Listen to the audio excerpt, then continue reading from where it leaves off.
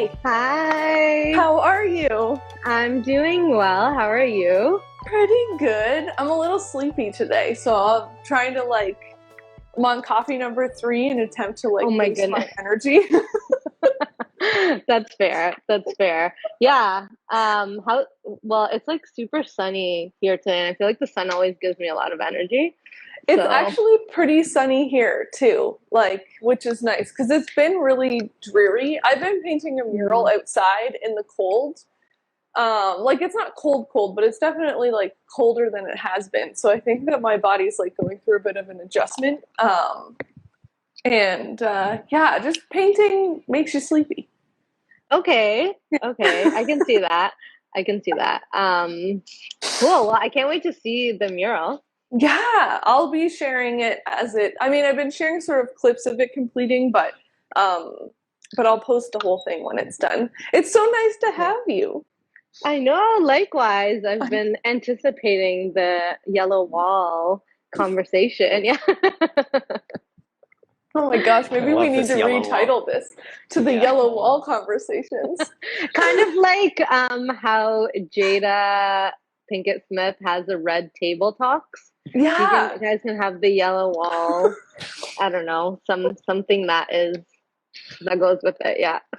I love that. Well, welcome to our flat files. This is for anybody that jumps on that doesn't know, we're really bad at reintroducing things, but We're going to get better at it. this is a lovely weekly chat that we started sort of at the beginning of the pandemic because we were missing our lovely chats with residents that came and stayed with us. Kyle and I have run a residency for the past, I think it's been 12 years now. Yeah, my niece is 12. We started when she was born, so 12 years. And we used to have these beautiful conversations around the dining room table, in the kitchen, in the living room, in studios, just about what people are making and art that they love, and yeah, just casual chats with artists, and we really miss those. So we've brought it virtually online, and now we've sort of expanded it into connecting with our emerging artist award winners. So that's this conversation. So we had to kind of switch our awards to virtual because we still don't really have the capacity to have people in the space at the moment. And so yeah, we're doing a group show with everyone in October. And Leila is one of, I hope I'm saying your name right. Is it Leila or is it Leila? Layla. Layla. And Yeah. Layla is one of our award winners. We have 5 amazing, talented artists that we're super, super excited to show the work of. And we'll be putting that up. So we're having little chats with everybody. You're our second Emerging Artist Award chat, and there will be 5 in total. Actually, 4. Someone can't join. So 4 in total. And yeah, so we're super, super delighted to have you here and to be part of the program. Your work is amazing. So Yeah, thank you so much for having me. I was, obviously disappointed that the in-person residency couldn't happen. Especially 2020 was so weird because I actually had 3 residencies anticipated for 2020. oh, And it would have been my first time doing immersive residency actually. So I was super pumped. I'm like 2020 is my residency year. All this great stuff is happening, and then I'm but so sorry. That I mean, sucks. it is what it is, and everyone kind of had things happen that they had to work their way around. So this was just mine. But it's awesome that you guys are doing something virtually because none of the other residencies have. So at least I can engage in some capacity, which is great. Yeah. Well, and we've been getting some of the pieces in already for the show and opening them up. I would say even I don't know what the future holds for us, but I definitely feel like we've wanted for such a long time to exhibit the work of the Emerging Artist Award winners because it's one of our flagship projects. It's something that we started right from the beginning and we love it so much. And we've been incredibly fortunate to work with artists that are just so impressive and amazing and have gone on to do really wicked stuff. And we've never had a space to show it, and a lot of the times when people come here to work, they're usually experimenting, and it's only a week, so it's pretty like research exploratory based. So it's not necessarily like at the end of that week we could have like even a studio visit for some of those people. Like, you know, some people are performance artists, so all they have is kind of like these like recordings that are on their computer, and they don't necessarily have something in the space to show. And so I think even though it is disappointing for us too to not have everybody here, and a lot of you had very specific projects that kind of needed the environment and the workshop that we had. So that is for sure a bummer. But the show part of it, I think, is actually like a really exciting success that's come out of this that we don't normally get to do. Yeah, which is awesome. Like the exhibiting space that you guys have put together looks really, really cool. It's also super unique in terms of like a gallery space. Because it's like a hybrid. It's kind of like a gallery space, but it's also like a vitrine window display too, which is awesome. And I've always really loved window spaces, but especially recently I've been really into. Yes, I have your one piece up on my computer right now because I want you to talk about the facade through the facade. Oh yes, exactly. Well, that was. I'll let you introduce yourself first and a little bit about your practice to give some context, and then we can dive into maybe something more specific.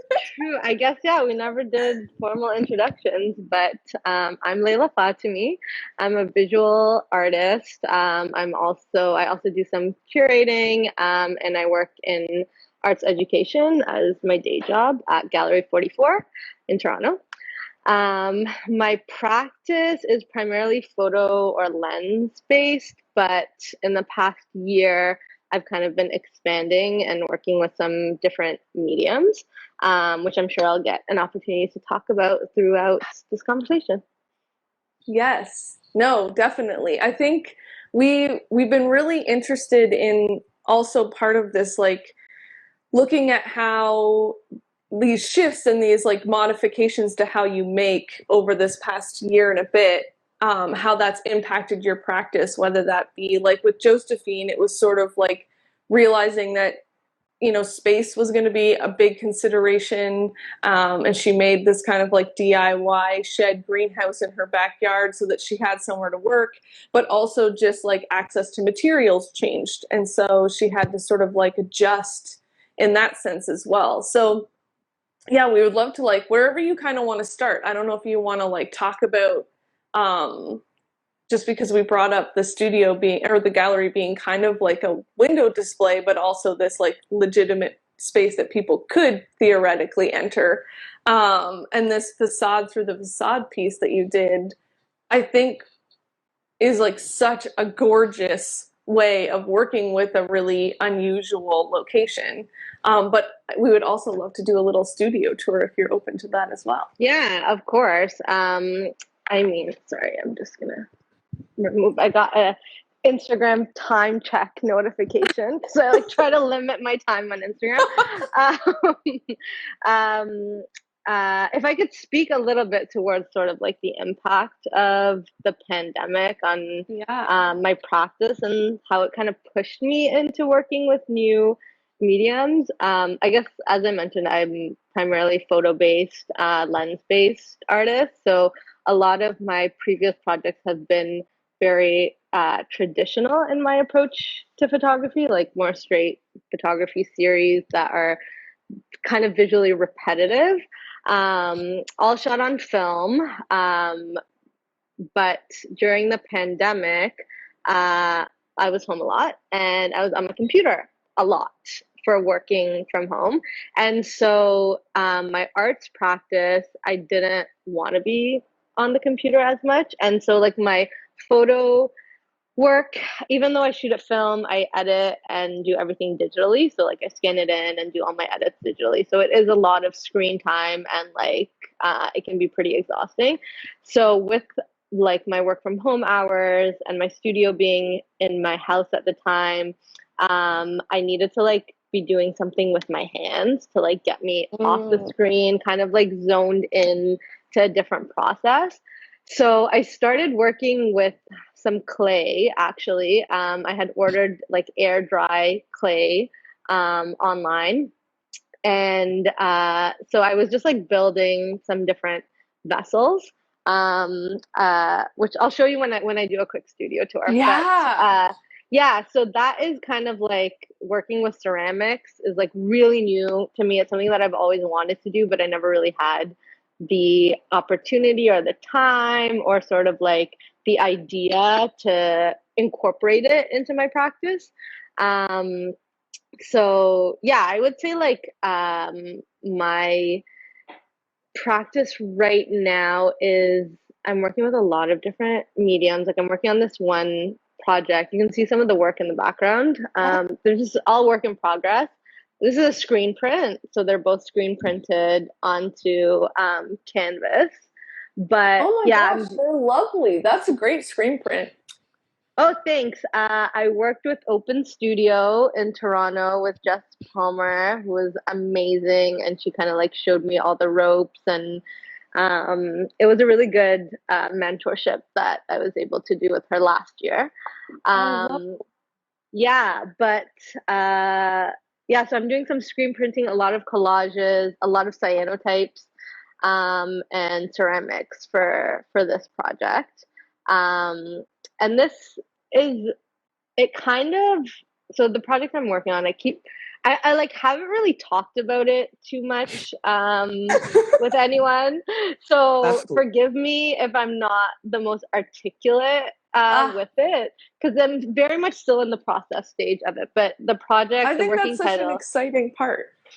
Oh, totally. It is. And it's been so much fun because, again, it's so different than how I usually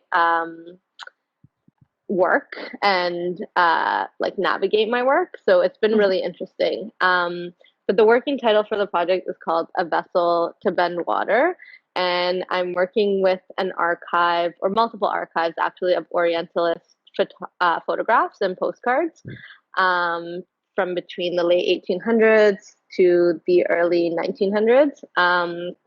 And yeah, so that is something that I'm currently working on, but that took shape, or my interest in Orientalism as like an era in art started with the project Disorienting Orientalism, which turned into Facade Through the Facade, which you mentioned.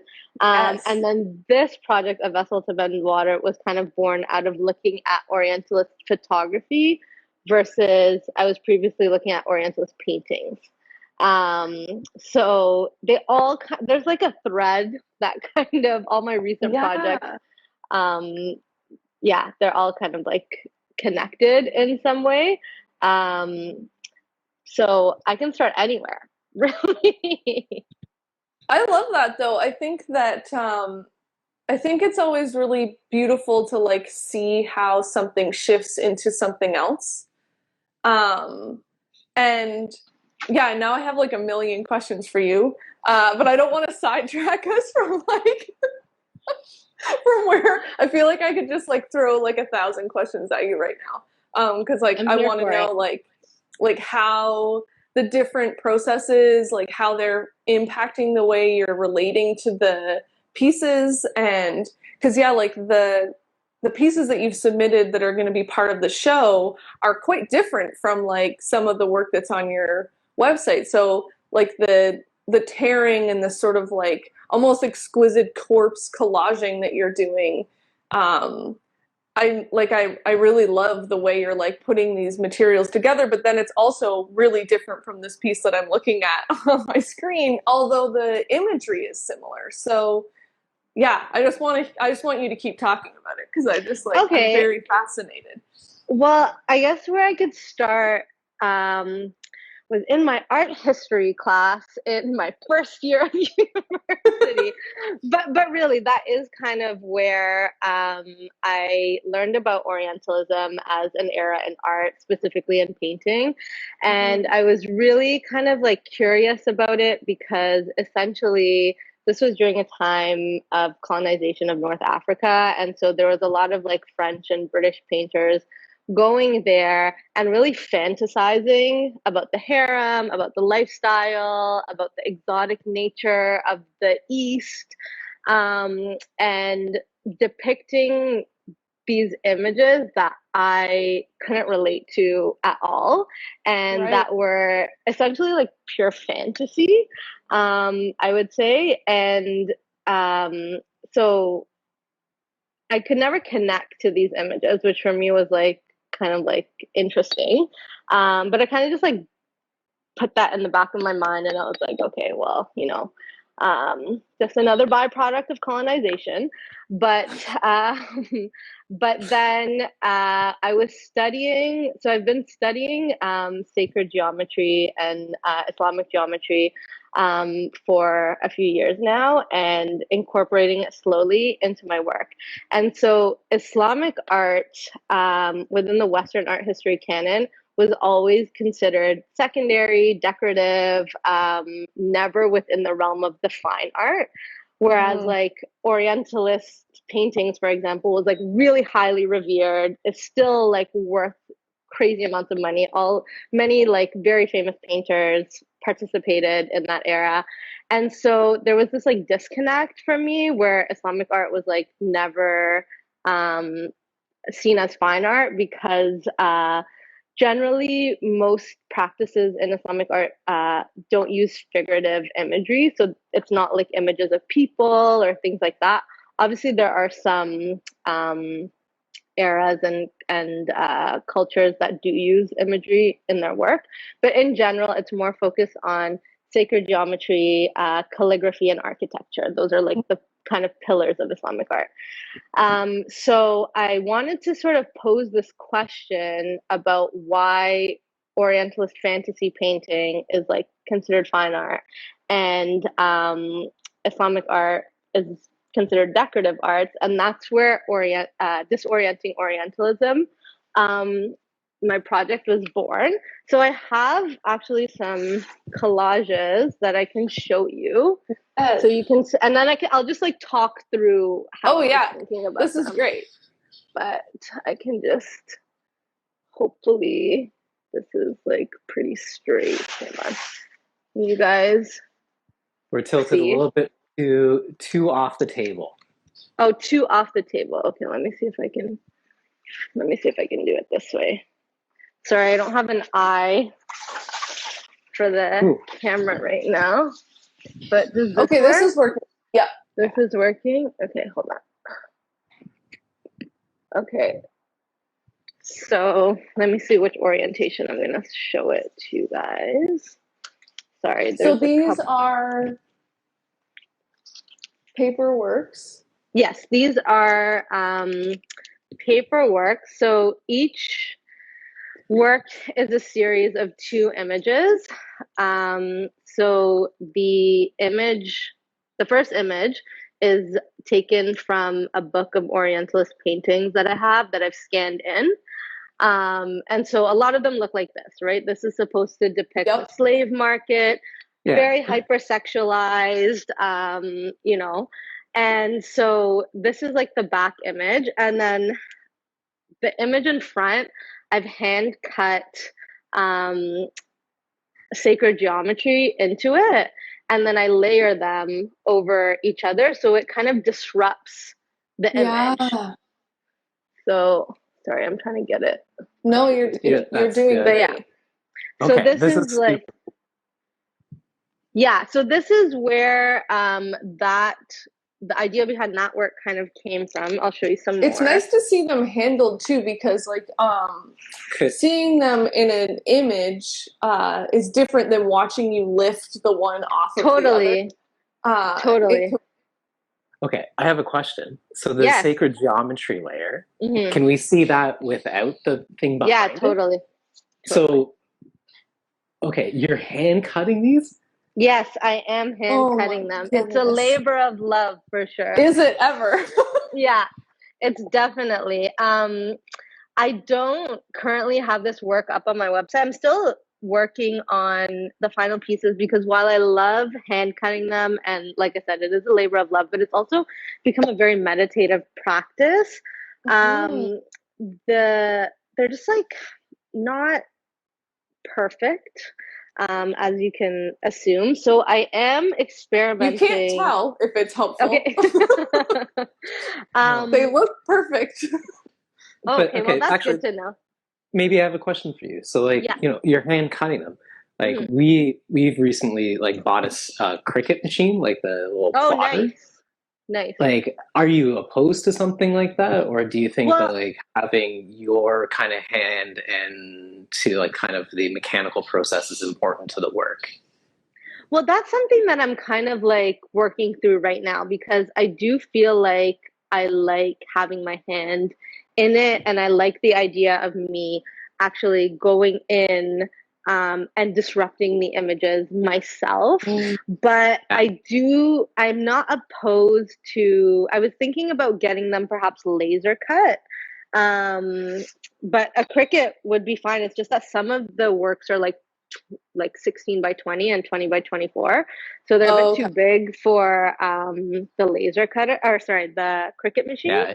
Yeah. It does like 12 by 24 at the max. Exactly. So these are some of the smaller works that I have. I've never seen any of these works that are in behind. This is like all new. Really? Yeah. What is on this geometry layer? What is the image that's printed on it? Sorry, I don't know what. Yeah, sorry, I don't know what happened. Maybe we died? Who knows? My question was, the layer, the geometry layer, like since you've cut it out, like what was the original image? Well, they're all Orientalist paintings, basically. So I have from a number of different artists. I don't remember exactly who painted what, just because there's so many that I'm working with. Like the Facade Through the Facade installation, which I'll talk about in a little bit. There's like over 200 images in that installation. Yeah. So there's a lot. And then the geometry pieces, can we talk a little bit more specifically about those? Sure. Like where you're getting the patterns from. I know that in certain spaces, like you see this type of geometry like built right into the architecture, which is like insanely impressive to me. So did you just collect different patterns that you were interested in, or were you very specific about which ones you were using and which ones you weren't? Were you using references that were in these original works that were kind of like put into the background and not seen as a valuable part of the image, and then drawing them out as being the most important? Am I asking too many questions? Yes. Yeah, sorry. No, it's like 5 questions in a row. No, those are all really, really great questions. So I do have like a collection of sacred geometry patterns that I tend to use for these images. Generally, like you mentioned, a lot of the patterns can be found in Islamic architecture and design. So there are a few like kind of, I'm sure, like recognizable ones that you've seen before, similar patterns, like the shapes are all very similar across patterns.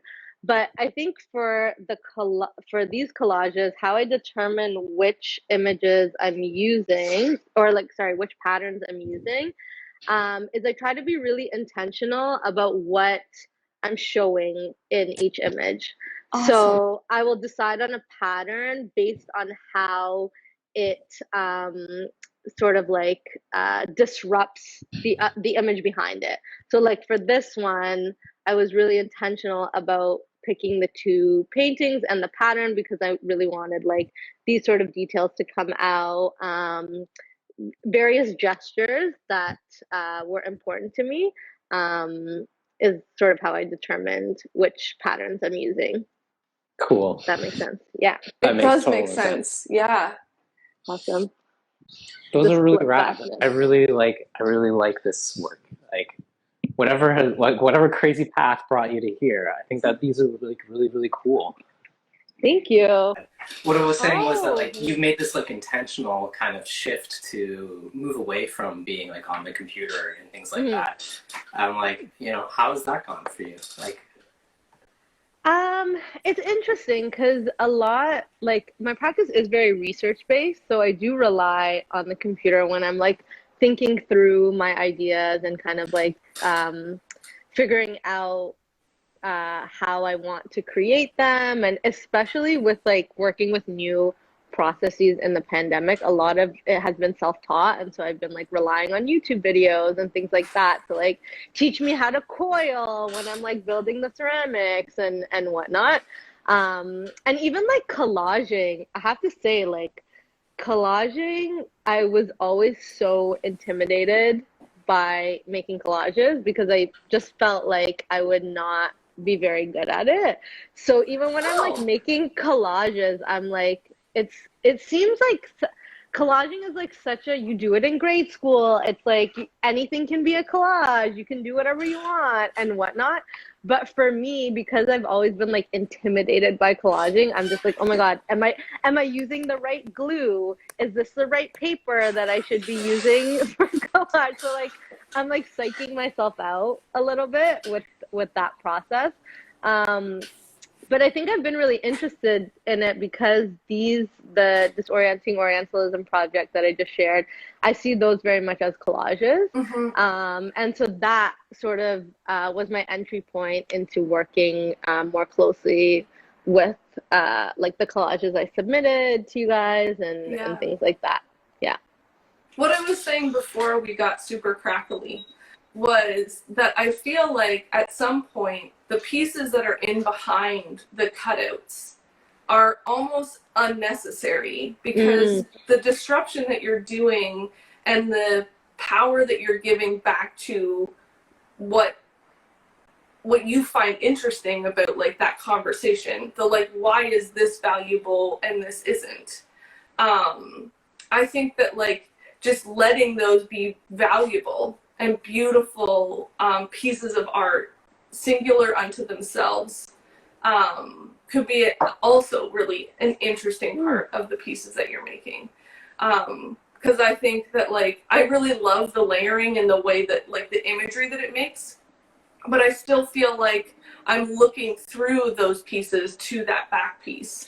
Well, that's interesting. And I really love just the labor and the beauty that you're giving to those cutouts, I think is really valuable and important. They're just really good pieces. You're just, I'm very... Thank you. I hope that maybe there's a way for us to all like be at the little show together, because I think each of you is having very interesting conversations through the work that you're making, and it would be lovely for you all to like see each other's work. I'm going to do my best to like share everything really well for you so you can all see the pieces that you're making, but I think the conversations that are going to be had in this exhibition are going to be quite fabulous. Oh yeah, I would love something like that for sure. I miss like studio visits and critiques and like getting feedback on the work. It's been sort of like a weird blind process through the pandemic. So yeah, I welcome that. I think something that's also kind of unexpected, because none of you submitted ceramic, but now 3 of you are working, maybe all 4 of you are now working in ceramics, and I don't know if it's necessarily everybody did it through the pandemic, but Josephine's working in biomaterials, and so she's like been like playing around with ceramics as one of those options. And then Wenting and Aaron both submitted ceramics. So I think there's some kind of like revival of ceramics happening right now. Can you talk a little bit what brought you to that place, especially from like being in a darkroom? Yeah, like I know, right? Yeah, well, I mean, being in the darkroom is like a beautiful tactile experience where you are working with your hands. And Gallery 44 has an amazing darkroom, if that's where you were working in. Yeah, our facilities are really, really good. I mentioned I'm making cyanotypes right now, so I've been in the darkroom quite a bit, and that has been really fun. But aside from, as I mentioned, like wanting to be working with my hands in a different way than like on a computer, and clay being like the air dry clay that I started with was just like very accessible. It was pretty low cost. I could create it, and I didn't need a kiln or anything to fire it. And I was actually able to make, like, I'll show you one of the pieces. I made this one with air dry clay. Okay, this is like a serious... Yeah, right? It's like a serious... I don't know what I was expecting. Like, like, I don't know, ashtray size? He was like, but this is like a real... This is wicked. What? Yeah. It's a real... I know, this is with air dry clay. What kind of air dry clay are you using? What is the brand called? I'll tell you. I will share this information. Gosh. I don't gatekeep. Okay, it's called, hold on, I'm just pulling out a box. This one. You're getting hearts. People Amaco. are loving this. Oh, good. This is a brand. We'll flip it around in our edit. Its brand is just air dry. It's called Amaco. Amaco. Yeah, it's just air dry clay. You can get it at above ground in the city. Yeah, I started off, these are just like 10-pound boxes, but you can also get like 25-pound boxes too, which is what I made this. Are you like throwing on a wheel, or are you like making like rings, and you're like just all hand? Oh my gosh! I distinctly remember being a young, like maybe 12 or 13, and I took like an art class at the McLaren Art Center in Barrie, and I distinctly remember working in clay, and I was terrible at it. And so kudos to making something that doesn't look like I'm really bad at the wheel. I'm like not really good at the wheel. That's something I hope to improve on. But I mean, like I said, like I was just at home, and so I had my studio at home, and so I was just like coil building, and I still do. I am coil building all these pieces. But yeah, this was done with air dry clay, and then I have like a few more. Like I made this. This is smaller. This one is, I haven't fired it yet, but this is not with air dry clay. This is like with stoneware. So the structures are really nice. So, go for it. Yeah. I was just going to say, well, the structures, sorry, I'll show you one more.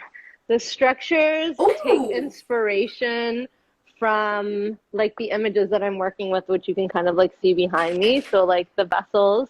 The archival images. So that is like the centerpiece of the project, A Vessel to Bend Water, because I had mentioned to you guys when we had our little chat or meeting about you know, the residency and whatnot, that I collect postcards. And so in my collecting postcards, I kept coming across these types of postcards, which I have some here that I will show you, and just like this. Oh, okay, yeah. And so these were all Orientalist postcards, and these were all staged photographs. Most of the women in the photos were hired to pose, and they were all taken by mainly French photography houses that set up space in a lot of these are taken in Egypt and Algeria. Yeah, and they're meant to depict like the peasants of society, the water carriers. So the reoccurring theme in these images was the water vessel. And so like I would say like 80 or 90% of the images of women that I was coming across looked like this, had a water vessel, they were posing with it and whatnot. And like, so I was just the like other, right? Like that was like the quintessential other picture. Exactly. That is you said it perfectly, Kyle. And so I just started collecting these images because I was like, oh, this is like a weird thematic. So I have I have a lot of these postcards. And so I just started studying them more closely, and I was really interested in like the gesture, the expression, the vessel themselves. And so this whole project is essentially about these archives of, like you said, like the quintessential other, and how women from the Middle East have been depicted in photography like since the beginning of photography, which is still a relevant conversation today, and a big thematic in my work. So This is my second time working with an archive. It's the first time that I've worked with it in such an expansive way. But essentially through whether it's ceramics or collage or screen printing, I'm really just trying to like pull out different themes that I'm seeing within the images and explore them further and like understand them further and like create a relationship with the women in the photographs and like find other ways to depict them, but also kind of like showcase how the images are just like so repetitive. And it was like they were really just trying to get this idea of the other, of a backward society, because at the time when they were taking these images, there were complex water systems for transporting water in place. Like the water carrier was like, not. The women look very awkward with those vessels. Like the one where she's drinking, like that's a really weird picture. Okay, here's an odd question. Okay, so like in the pictures, there are these women depicting these, it seemed like very plain, unornamented, like not painted, but like clay vessels. Like, I guess like in the pottery history of the culture, like, is that like accurate, or like are there vessels at that time like really ornamented, like painted and things like that? Like, why this choice of a plain vessel in all these photos? Well, the vessel that's being depicted was like the water vessel that people would use to transport water into their towns and whatnot. So those ones weren't very ornamented. They were pretty like plain and just kind of like created for use, pretty much, to store the water, to keep the water cool, that sort of thing.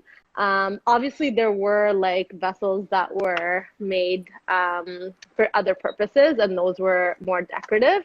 But this was again to like reinforce the idea of the role of like the water carrier, the peasant, and whatnot. And like I mentioned, like all of these women were hired and paid to pose for these images. Usually, a lot of the women that were hired from my research were like prostitutes and things like that, who were easy enough to like convince to do this, to take this sort of image.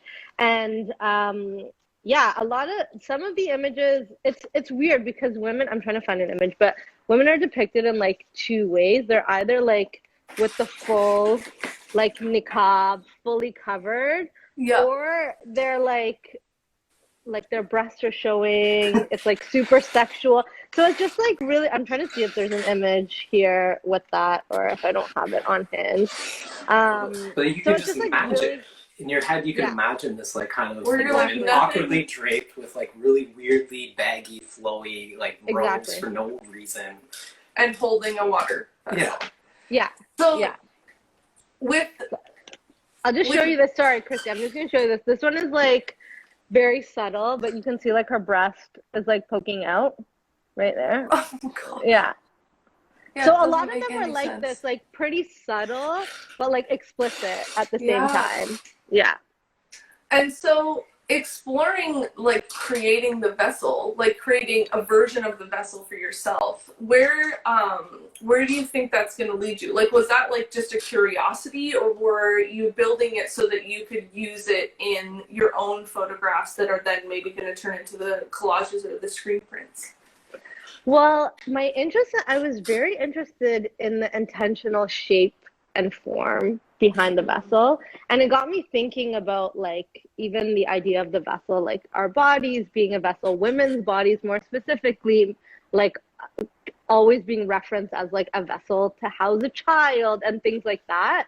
And then the shape also kind of like the parallels between the shape of the water vessel and women's bodies, and like I think that was also like pretty intentional in the way that they were choosing props for the photos too. So I was just building it because I wanted to study the form and the shape and kind of like nail down the shape of the vessel. And I have a few ideas of how I might use them within the project, but nothing is fully resolved yet. Like I did an experiment that came out pretty cool, but I don't have the image on hand right now. But basically, I used an air dry clay vessel. So air dry clay is like, it's not fired. So if it gets wet, it will disintegrate basically. Which is kind of funny because, yeah, which is kind of funny because like this is like a water vessel, but you can't put water in it, which is kind of ironic too. And so what I did was I used a piece of photo paper, light sensitive photo paper, and I put it at the, can you guys hear me okay? Yeah, sorry, somebody just wrote a question.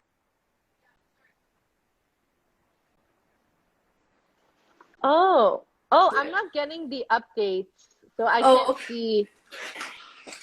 Well, okay, yeah, sure. You finish your thought.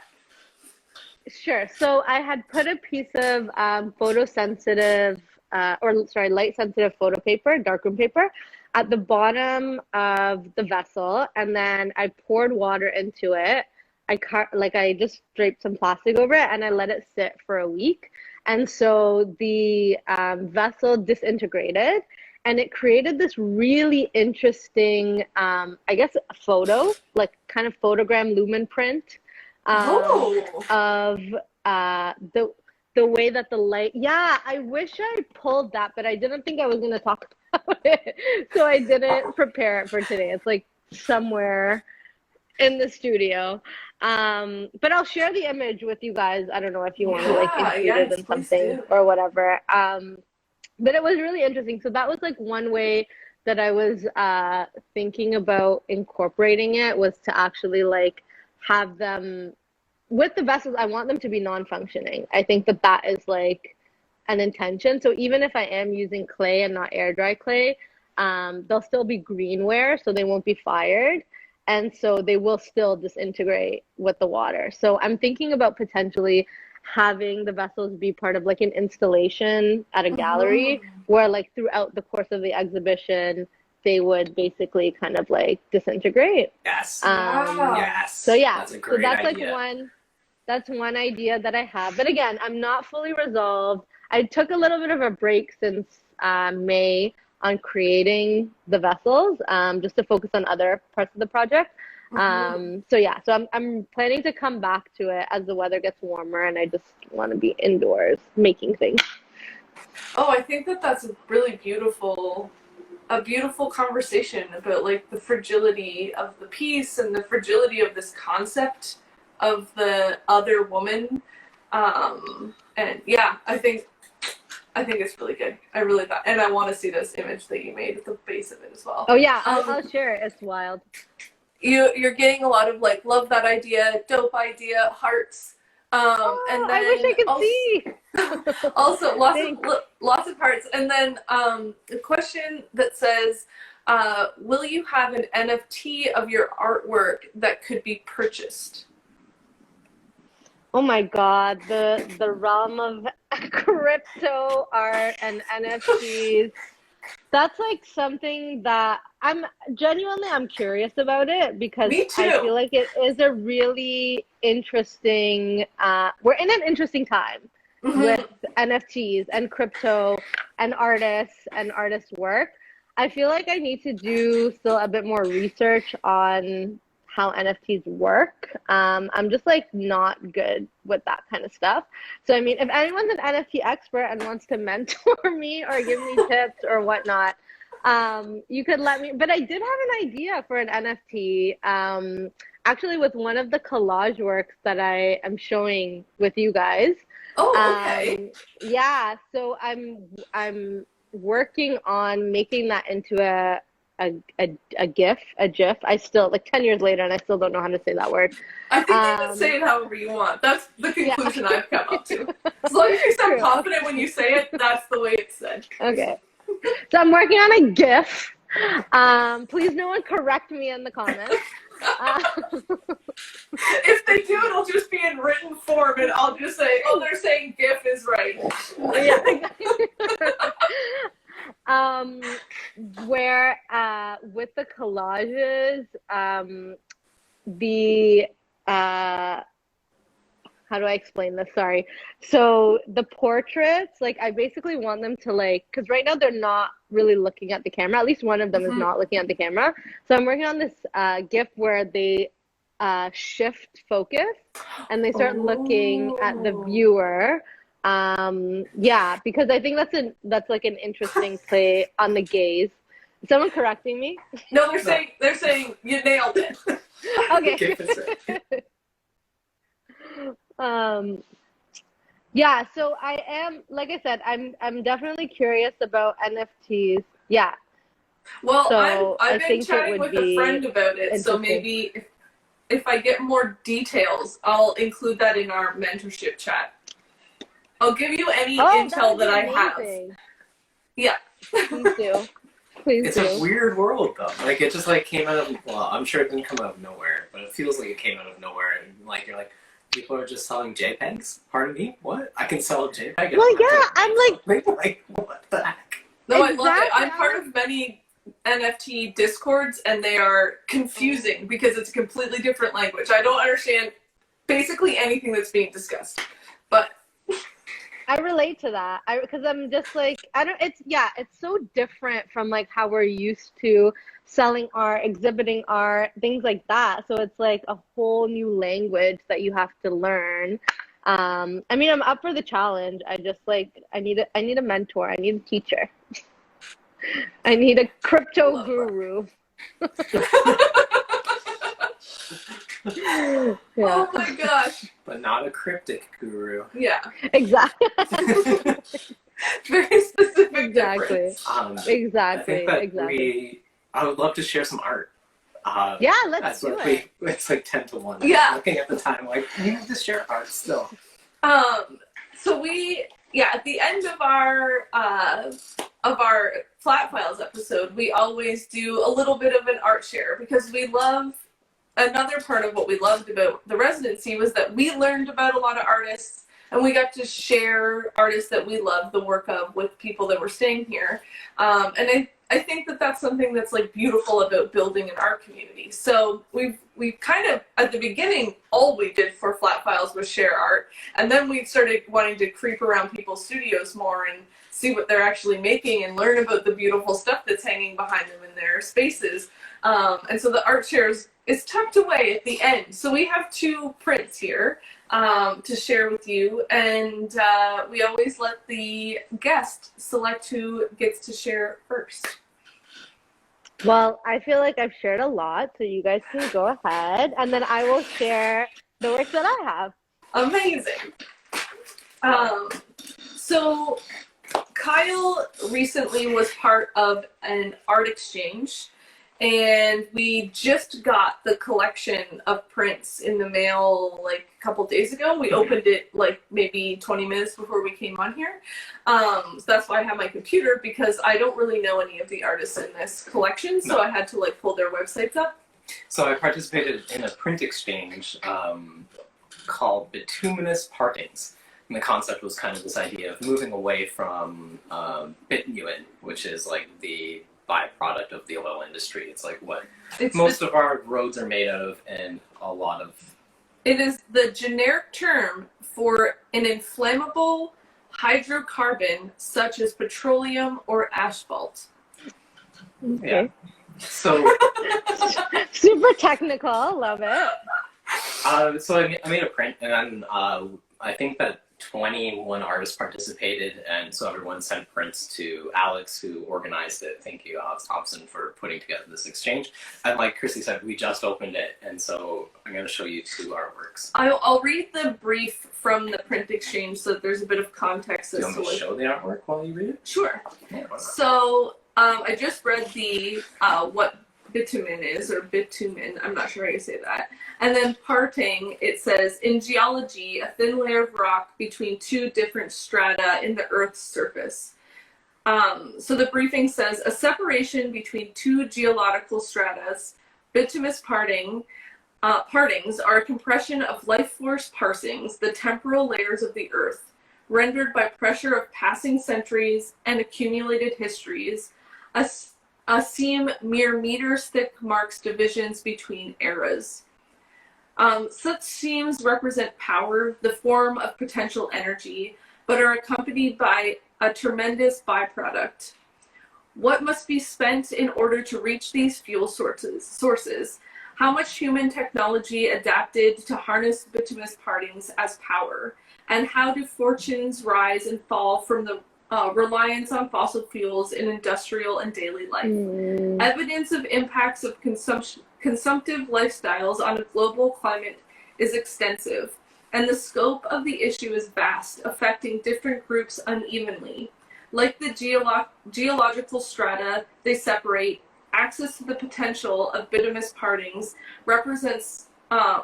solidifies inequity along geographic, ethnic, and economic lines. So that was the respond to those kind of principles. How are we justifying what we're doing from a global sense, but then also from an ethical sense and from an ethnic sense. How do these, I think we're seeing it a lot in Alberta. How are we justifying these fossil fuel extortions from places that are very loudly saying, don't be here. So this guy happens to be a photo etching.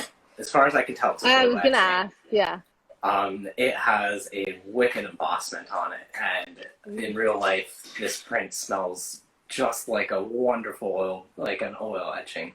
Maybe it's not oil. Wow, okay, that's interesting. Maybe it's something different, but it is a fantastic photo etching, and I don't know if the camera does it any justice, but it is. It's a little bit pixelated, but I can imagine the details in person are amazing.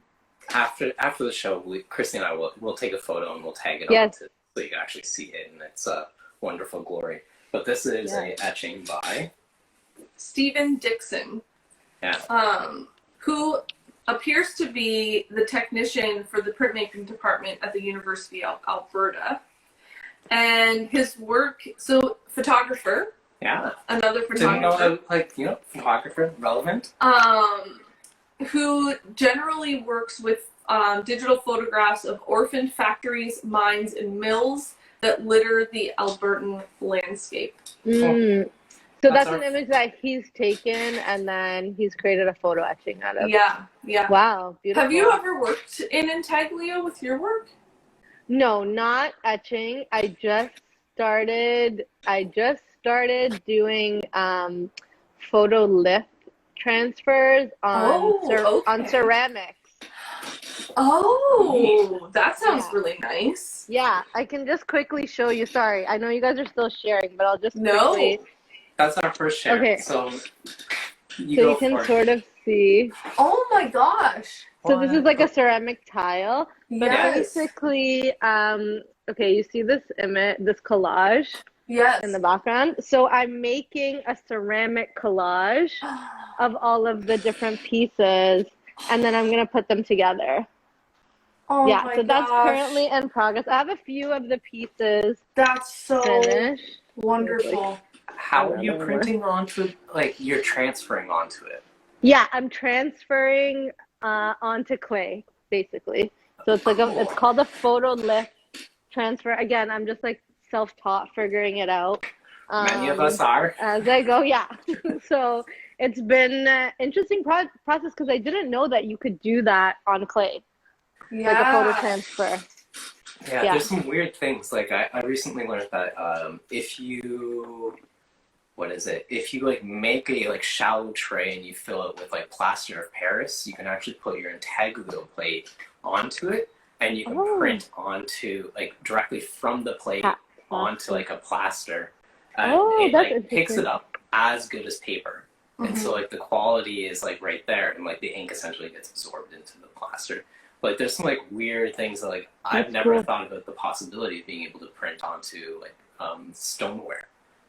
Yeah, I didn't either until I was thinking about again, the relationship between clay and photography and how I could forge a more clear connection. And so I found out that you can actually do this. It's a bit of it's a very finicky process, and it requires a lot of prepping and curing things for 24 hours and whatnot. So you kind of have to line everything up a few days in advance. But it's been really fun. Yeah, it's lovely. Cool. You're getting some love-its and love. Lots of awesome. Thank you. So that was our share. I know that wasn't your official share. Do you have something you want to show us? Oh yeah, sure. So I have a piece. I don't keep very many works in my studio, but these pieces I happen to have here. So this work is by an artist whose work I curated in an annual show that we have called Misinterpreted, and it showcases the work of Muslim women artists in the GTA. So this is where do you show that? It's every year?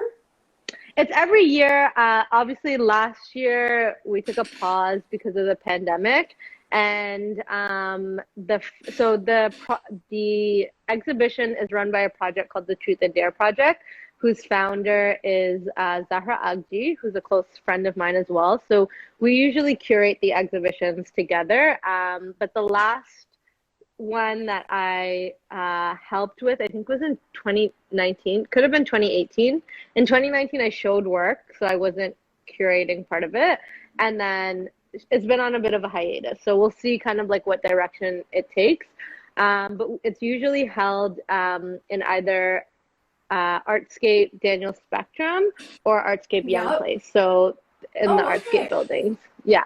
Nice. So it's like a public exhibition. Yeah. It's it usually happens around October, November every year. But yeah, so this artist, her name is Mélika Hashemi. She's one of my favorite artists. Her work is also pretty extensive, but this is from a series called Fleeing the Folio.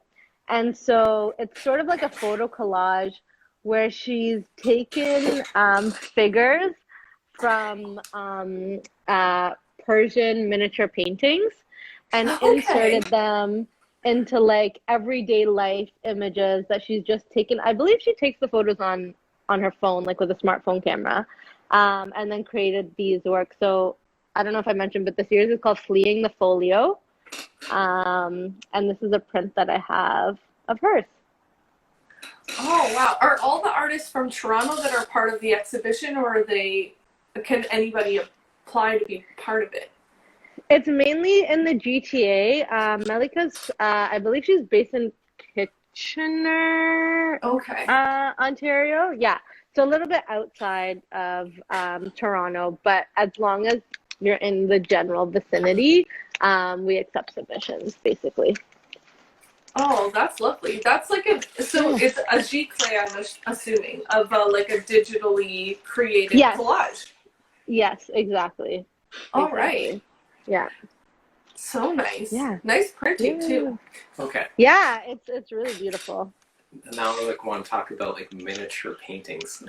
I know. I feel like I could talk to you for like a whole other show. Maybe we'll do a whole other one where you just talk about curating as well, because we didn't even get to talk about the fact that you're Well, it's been I took it's so weird because when I graduated from school, I was like, I need to take a break from being an artist. I want to curate work. I want to work with artists. Like I was really more interested in the community building aspect because I think there was a huge loss of that once I graduated.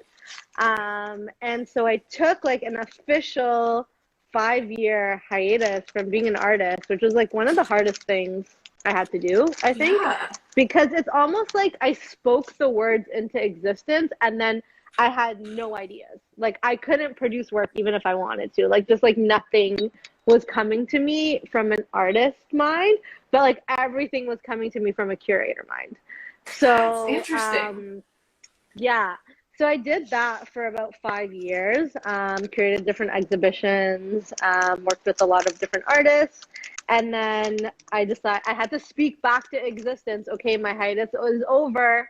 Let me make art again. And then, so I've been focusing on that now.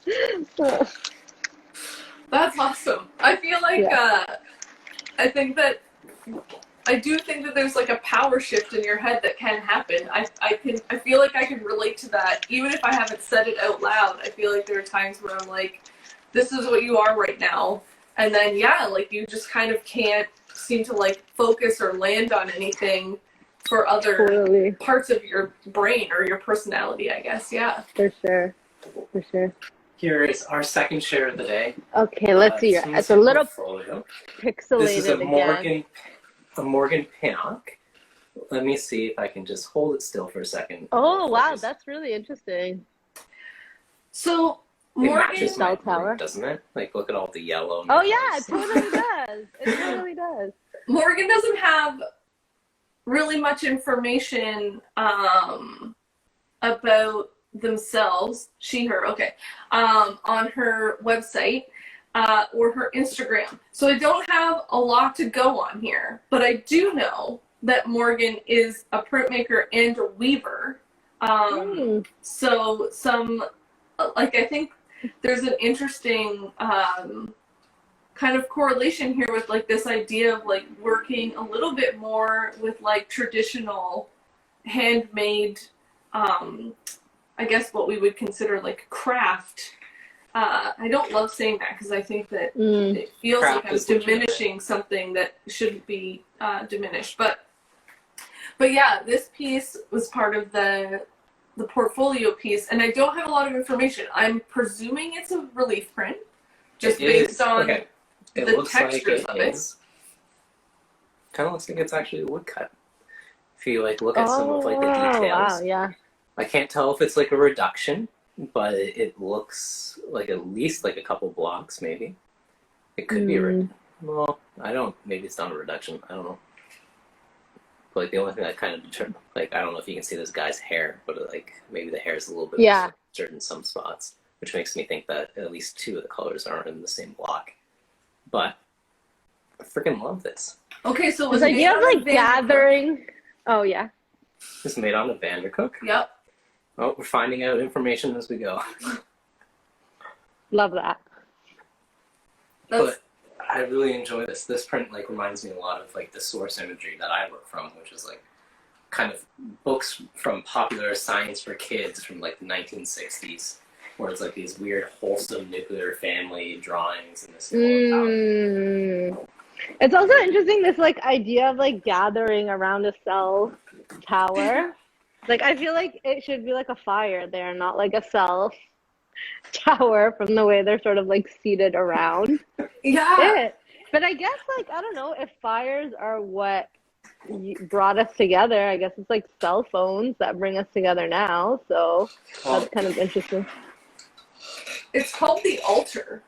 I guess like in regards, like in terms of the theme of the portfolio, it's about leaving kind of and departing from the oil industry essentially. So thinking about less of the cell phone tower and as a like oil rig, an oil rig, right? Is like, that what it is? Oh, maybe I'm just like not familiar with like what that looks like, but I think that it's meant to represent like an oil rig. An oil rig, okay. Which really fits well with like the how it's illustrated in that kind of 1940s to 1960s style, that nuclear family, that quintessential time of like, you know, the car and stuff like that. And like now we have definitely moved on from that, I think. But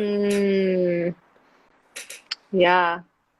It's like really like it does have sort of this like nostalgic imagery to it, but also kind of feels sinister. A little bit. Totally. Yeah. Totally. And so that's our second share of the day. That's what we have to share with you. Beautiful. Yeah. I have a two things I can share. I think I'll share this. Can I share two things if they're kind of Okay. Yes. Okay. First, this one is really cool. It's like a postcard that I found. What? And so this is the Chapel of Where are Bones. you finding these postcards? I think we need to know. Okay, so before the pandemic, I used to go to postcard conventions. Wait, which is like, of course there's a postcard convention. Yeah, it happens twice a year in Toronto. A lot of postcards, like basically all postcard sellers, like within like 3 hours of Toronto, come in for this weekend, and then I'll just like I'll spend like a whole day and sift through all these postcards. So I have a pretty extensive collection, and so when I started collecting postcards, I was looking for sacred spaces. So I collect postcards of sacred spaces around the world. And then like I weave into them. So here's like an example of a temple that I've like weaved into. You can like see the back. Yeah. And so this is for a series that I have called Common Thread. And so I was interested in merging the idea of like the sacred spaces and like looking at the architecture, which in all spaces of worship, the architecture is based on sacred geometry. And so that is like a common thread among all of the different like religions and systems of belief in the world. So I collected all these postcards and then like I weave into them basically. So that is kind of like why I go to these aside from like loving postcards. That is another reason why I go to them. So this postcard, so it's of a place in Malta called the Chapel of Bones. I learned called the Chapel of Bones. Okay. And it doesn't exist anymore. So it was damaged in 1941 by aerial bombs from World War II. But it basically, I don't know if you can see, but these are like human skulls all over. Yeah. That's so beautiful and terrifying. It is terrifying, but I think it's just like interesting that even though this place like doesn't exist anymore, here's like a postcard from it. So that is like one cool item that I found. And then another cool item that I found is this folio of Palestine. Okay. Yep. So it's like it opens up and then all these images of the different sites, holy sites and cities.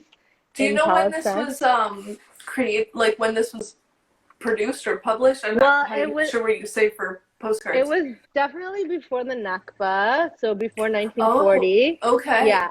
So so this is like anyways, this is like a prized item for me. I really love this whole folio. And in June, when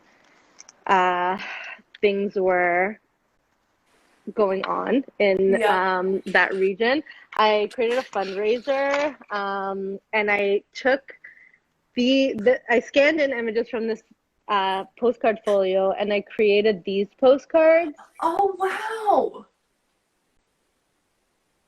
From the different cities. Mm-hmm. So there are a series of 4 basically, and so it was for the fundraiser. You just had to have donated to one of the one of the charities collecting relief funds. Yeah. And then I sent a postcard. So I think like I ended up sending out like 50 postcards or something. So it was pretty successful. Wonderful. Yeah, but this folio is my second sort of item that I wanted to share. Yeah. That's a really weirdly unique item. Like, folios of postcards are like, they exist, but I think they're less common, and totally. Like, they were like a really big thing around that time of like the 1900s and trying to depict like the other.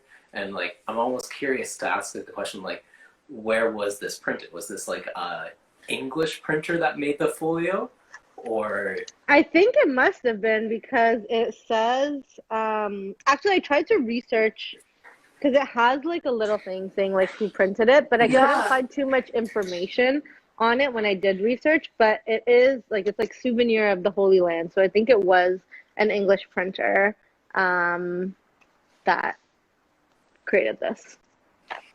Interesting. Yeah. Yeah. Thank you so much for showing that with us. Yeah. Also, just like my pleasure. I feel like that's something that's so. I don't even know how to describe it. Like when spaces are lost due to war, or sometimes time, but I feel like definitely war. Like certain spaces are targeted a lot of the time. I mean, we saw that when like ISIS was going through spaces and really targeting landmarks and ripping down culture, and so having pieces of history locked in photography, it's amazing just how like powerful that can be, even if it is just like a postcard, like that Museum of Bones, or I'm not sure if that's what it was called. Yeah, the Chapel of Bones. Space, the Chapel of Bones, like the fact that that is kind of a relic of a place that is unseeable now.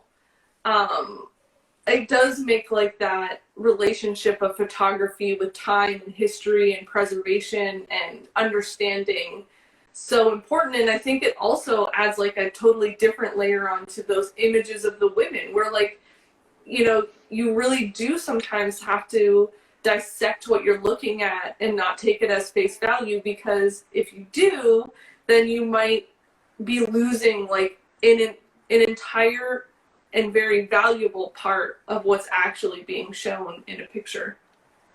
Yeah, I'm glad you actually said that, Chrissy, because it's like interesting, because postcards are these like historical documents, but like what does that mean when it's like a falsified historical document? And like how does your relationship with the imagery change?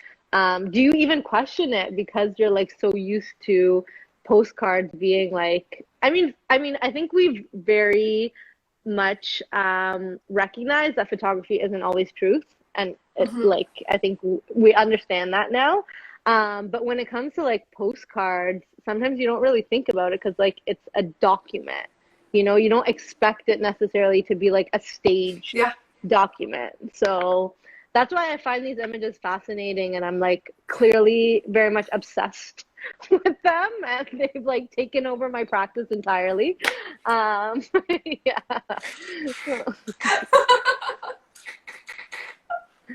Well, I think it's like a very interesting and like valuable thing to actually look at, because I mean, I definitely have postcards from trips, or even from like going places, and the image on the postcard doesn't really have anything to do with that place, but I just like the way that the picture feels. And yeah, I just have them, and I haven't considered like, what is this even of? When was this even taken? Like, I don't know. Right. So I think, I don't know. Yeah, I think it's a really interesting conversation and a beautiful collection to have. Thank you. Awesome. Oh, this was so nice. Thanks so much for joining us. Yeah, thank you for having me. I realized, Kyle, sorry, I didn't get to do a studio tour. I don't know if you want me to like quickly do that, or if we're good. Whatever you guys want. Do it. Okay, Do it quick. I'll just quickly show you my space. Let me just step away. Oh, can I flip the camera? Yeah, I can. Okay. Yeah. So this is sort of like my area here. Oh my gosh, it's very large. I share the studio space with Natalie King, who is an amazing Indigenous artist, but I'm not going to show you her side just in case she doesn't want anyone to see her side. But yeah, so basically here I have like a lot of stuff for my collaging. This is like a secondary work table. This is like a piece I'm working on right now. What is that? It's like a collage. These are all vessels. Are they all the vessels? Yeah. They're all vessels from images I've collected. Yeah. Cool. Yeah, it's pretty cool. Oh, okay. Yeah. And this is like my wall of sort of like what I'm currently working on. So we have like some of the cyanotypes up there that you can see. There's like collage there, this collage, and then this screen print, which I just put up actually. This is just a test one. You can see like this, well, maybe you can't see, but the screen print isn't perfect, but I'm making like a really large fabric piece, so I'm going to be working on like sewing into this and adding other components to it. Okay. And then these are like some of my vessels. I usually keep them here. This is where like I keep my clay stuff. And This is a beautiful fiddle fig tree that I rescued from the garbage, and it only had these 2 leaves on it a month ago. And well done. In 1 month, yes, this is the star of the studio. Here's the garbage. Those are so expensive. Yeah, I know, but because it was dying, right? It only had these 2 leaves left, and it was like basically dead. And then I brought it into the studio. I gave it some water, put it in the sunlight, and it's so happy. Oh my gosh, it's so happy. Yeah. And then this is like the photo lip on ceramic that I mentioned. Oh my gosh. Yeah. So I like really, really can't wait to see. Like, I want to be like, let's do another exhibition where we just tile a whole wall. Oh my gosh. That would be great if each tile didn't take like forever to make. Let my unrealistic curatorial mind go where it needs to go. Yeah. And then I will just show you another great part of the studio, which is the view. Oh, wow. Yeah, it's a nice skyline view just to, remind me where I'm from. So nice. Oh my gosh, I'm seeing like little bits of color, and we might need to like ask your studio mate to join us one day on Flat Files. Oh, you totally should. Her practice is amazing. Like, I feel so blessed that I get to like look at her paintings, and she's such a like powerhouse. She just like, when she comes in here, when we're in the studio at the same time, to like come in here, like be working on 6 paintings at once. They look incredible. I'll link you to her work. You should check it out. It's really amazing. Yeah. Yes, please do. Awesome. Oh, this has been so lovely. I can't wait to chat more. Yeah, thank you again. Thank you for inviting me. It's been really fun to have this sort of studio practice, studio visit and talk about my practice, because like I said, I haven't really talked about a lot of the stuff I've been working on with too many people. So it's been nice to like share. For sharing it. Yeah, thanks for having me. And we're super. See any of the comments for some reason after a certain point. They like an hour ago they stopped loading. So if there were any questions, there's a couple that are not in English, so I don't know how to read them. Okay. I feel bad about. But I think we got most of them. They were mostly just like praising. Oh, comments. Thank you. Yeah. Oh, that's sweet. So that's lots awesome. of lovely, supportive people on here. And if you want to see the work at the show, we're going to be getting everything, I think, by October 5th, and then installing it. And we'll be sure to keep everyone posted on our social media, so that, if you're in Prince Edward County and you want to come and see some of the work IRL, you can. Yeah. If anyone I know is planning to be there, let me hitch a ride, because I don't have a car, and I would love to go. Well, have a wonderful weekend, and we'll talk to you too. soon. Yeah. Thanks so much. Take care. Bye. Bye.